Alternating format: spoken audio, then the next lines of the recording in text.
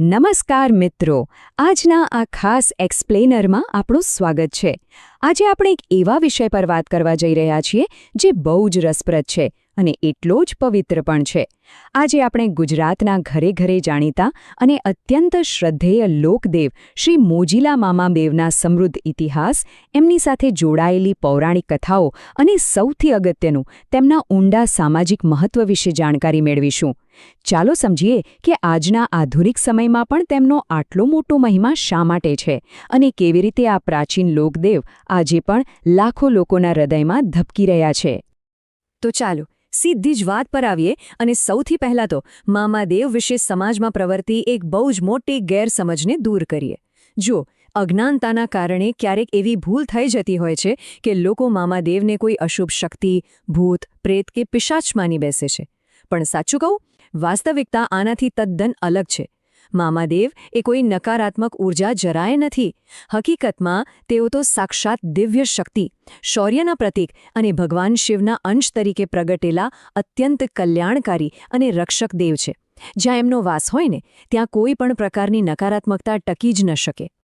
હવે જો આપણે છેક શિવપુરાણના સમયમાં જઈએ તો તેમની ઉત્પત્તિની કથા ખરેખર બહુ જ રોમાંચક છે। વાત જાણે એમ છે કે દક્ષ પ્રજાપતિના યજ્ઞમાં ભગવાન શિવનું ભારે અપમાન થયું। આ અપમાન માતા સતીથી સહન ન થયું અને તેમને પોતાના પ્રાણની આહુતિ આપી દીધી।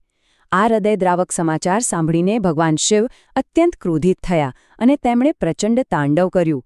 બસ આ જ ક્રોધની અગ્નિ અને શિવજીની જટામાંથી જે શક્તિશાળી અંશ પ્રગટ થયા, તેમાંના એક પરમ તેજસ્વી દિવ્ય અંશ એટલે આપણા શ્રી મામાદેવ। અને આ વાત બહુ જ સરસ રીતે સ્પષ્ટ થાય છે જ્યારે સાક્ષાત ભગવાન શિવે તેમને ધરતી પર મોકલતી વખતે એક ખાસ આશીર્વાદ આપ્યા હતા। શિવજીનો આ સંદેશ એકદમ સ્પષ્ટ કરે છે કે કલિયુગમાં મામાદેવનું મુખ્ય લક્ષ્ય શું હશે। તેમને નિરાધાર, પીડિત અને ભયંકર રોગોથી ઘેરાયેલા લોકોની રક્ષા કરવાનું એક બહુ જ મોટું અને મહાન કાર્ય સોંપવામાં આવ્યું। આ જ કારણ છે કે આજે તેઓ કલિયુગના જાગતા દેવ ગણાય છે, જે સીધે-સીધા માનવ કલ્યાણ સાથે જોડાયેલા છે। પૌરાણિક કાળથી થોડા આગળ વધીને મધ્યકાલીન ઇતિહાસ તરફ નજર કરીએ ને, તો એક રૂવાણા ઊભા કરી દે તેવી શૌર્યકથા જોવા મળે છે। જ્યારે ક્રૂર આક્રમણખોરો અને લૂંટારુઓ ગામ પર હુમલો કરીને નિર્દોષ ગાયોના ધણ વાળી જતા હતા, ત્યારે એક ક્ષત્રિય શૂરવીર એકલા હાથે રક્ષા કરવા મેદાને પડ્યો। યુદ્ધભૂમિમાં લડતા લડતા તેમનું મસ્તક કપાઈ ગયું, પણ આશ્ચર્યની વાત એ છે કે મસ્તક કપાઈ ગયા પછી પણ તેમનું ધડ કલાકો સુધી દુશ્મનો સામે લડતું રહ્યું।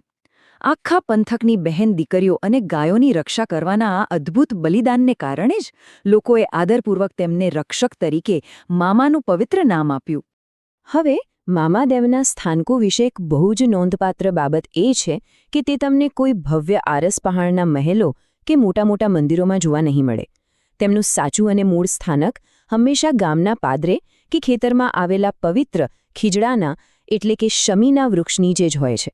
ખીજડાના વૃક્ષ સાથેનો આ સંબંધ બહુ જ ઊંડો છે। હિન્દુ ધર્મમાં અને ખાસ કરીને છેક મહાભારત કાળથી આ વૃક્ષને અત્યંત પવિત્ર અને સકારાત્મક ઉર્જાનું મોટું કેન્દ્ર માનવામાં આવે છે। આ બાબત મામાદેવની પૂજાને સીધી જ આપણી પ્રકૃતિ સાથે જોડી દે છે। આકાશમાં ઉડતો ખાટલો સાંભળીને જરા આશ્ચર્ય થયું ને? એ સ્વાભાવિક છે, પણ આ પ્રશ્ન આપણને મામાદેવના એક તદ્દન અલગ જ સ્વરૂપનો પરિચય કરાવે છે। તેઓ માત્ર કોઈ ક્રોધિત યોદ્ધા કે ગંભીર દેવ નથી, પરંતુ ભક્તોની દૃષ્ટિએ તેઓ અત્યંત મોજીલા, વિનોદી અને પ્રેમાળ સ્વભાવના પણ છે। ચાલો આ આકાશમાં ઉડતા ખાટલા પાછળની બહુ જ પ્રચલિત અને લોકપ્રિય કથા વિશે જાણીએ। હવે આ સ્લાઇડમાં જે વાત છે ને, તે મામાદેવના એકદમ માયાળુ પ્રકૃતિને છતી કરે છે। કથા કંઈક એવી છે કે એક ખેડૂત રાત્રે પોતાના ખેતરમાં ખીજડાના ઝાડ નીચે શાંતિથી ખાટલો ઢાળીને સૂતો હતો। મધ્યરાત્રિએ અચાનક પવન ફૂંકાયો અને તેનો ખાટલો હવામાં અદ્ધર થઈને ઉડવા લાગ્યો। બિચારો ખેડૂત તો ડરી જ ગયો, પણ થોડીવારમાં જ હવામાંથી એક ગંભીર છતાં અત્યંત પ્રેમાળ અવાજ સંભળાયો, "ગભરાઈશ નહીં, હું તારો મામો છું, તારી ભક્તિથી પ્રસન્ન છું।"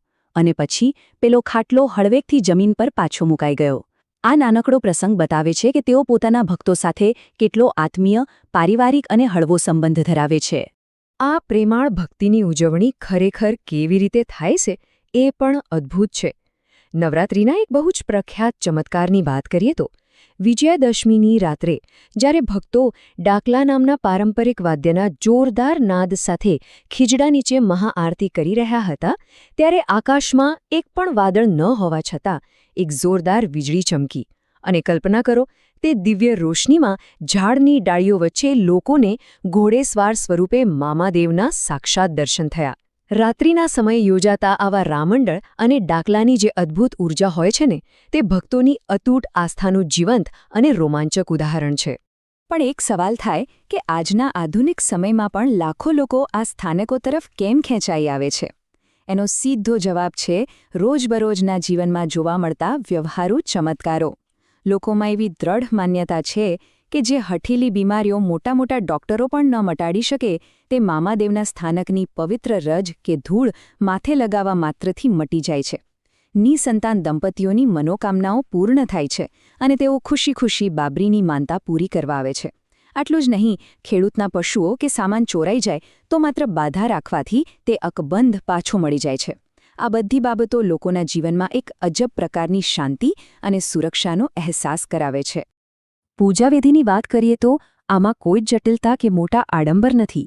આ પ્રક્રિયા અત્યંત સરળ અને શુદ્ધ છે. મામાદેવ કોઈ અઘરી સાધનાઓના ભૂખ્યા નથી, તેઓ માત્ર તમારી શુદ્ધ ભાવનાના ભૂખ્યા છે. શનિવાર, મંગળવાર, નવરાત્રિ અને ભાદરવી અમાસ જેવા વિશેષ દિવસોએ ભક્તો માત્ર તેલ અથવા ઘીનો દીવો, કંકુ, સિંદૂર અને ત્રિશૂળ કે ધજા અર્પણ કરે છે. અને પ્રસાદ રૂપે તેમને શુદ્ધ ઘીની સુખડી અને ચૂરમાના લાડુ ધરાવવામાં આવે છે. જ્યારે કોઈ માનતા પૂરી થાય ત્યારે આખો પરિવાર ભેગો મળીને ખેજડાના ઝાડની પ્રદક્ષિણા કરે છે અને ગરીબ દવંગર સૌને સમાન ભાવે પ્રસાદ વહેંચે છે. બસ આટલું જ સરળ. તો આ આખી ચર્ચાનો સૌથી અગત્યનો અને નિર્ણાયક મુદ્દો એ છે કે આ બધી માન્યતાઓ માત્ર કોઈ ધાર્મિક પૂરતી સીમિત નથી, પણ તેનો સમાજ અને સંસ્કૃતિ પર બહુ જ મોટો પ્રભાવ છે. તમે ક્યારે મામાદેવના ઓટા પર જશો ને તો ત્યાં કોઈ પણ પ્રકારના જાતિ કે જ્ઞાતિના ભેદભાવ જોવા નહીં મળે. તે સામાજિક સમાનતાનું એક ઉત્કૃષ્ટ પ્રતીક છે. રાજા હોય કે રંક, અમીર હોય કે સમાજનો છેવાડાનો કોઈ સામાન્ય માનવી, સૌ એક સમાન બનીને ત્યાં મસ્તક નમાવે છે. અને હા, આ પરંપરા ખીજડાના વૃક્ષ દ્વારા પ્રકૃતિના રક્ષણનો અને ગાયોની પૂજા દ્વારા પશુધનની સુરક્ષાનો પણ એક બહુ જ સુંદર સંદેશ આપે છે. આજના આ એક્સપ્લેનરના અંતે એક બહુ જ મોટો અને વિચારવા જેવો પ્રશ્ન ઊભો થાય છે. શું આવા લોકદેવો માત્ર ધાર્મિક આસ્થાના કોઈ સામાન્ય કેન્દ્રો જ છે કે પછી તેઓ સદીઓથી આપણી પ્રકૃતિ અને સામાજિક સમાનતાના સાચા અને મજબૂત રક્ષકો રહ્યા છે? આ ખરેખર શાંતિથી ઊંડાણપૂર્વક વિચારવા જેવી બાબત છે. આ પ્રાચીન લોક પરંપરાઓ જ છે જે માનવીને એકબીજા સાથે અને પર્યાવરણ સાથે અત્યંત સુંદર રીતે જોડી રાખે છે. મને ખાતરી છે કે આ માહિતીએ આપણા આ સમૃદ્ધ વારસા વિશે વધુ જાણવાની નવી ઉત્કંઠા ચોક્કસ જગાડી હશે. આ સફરમાં જોડાવા બદલ ખૂબ ખૂબ આભાર.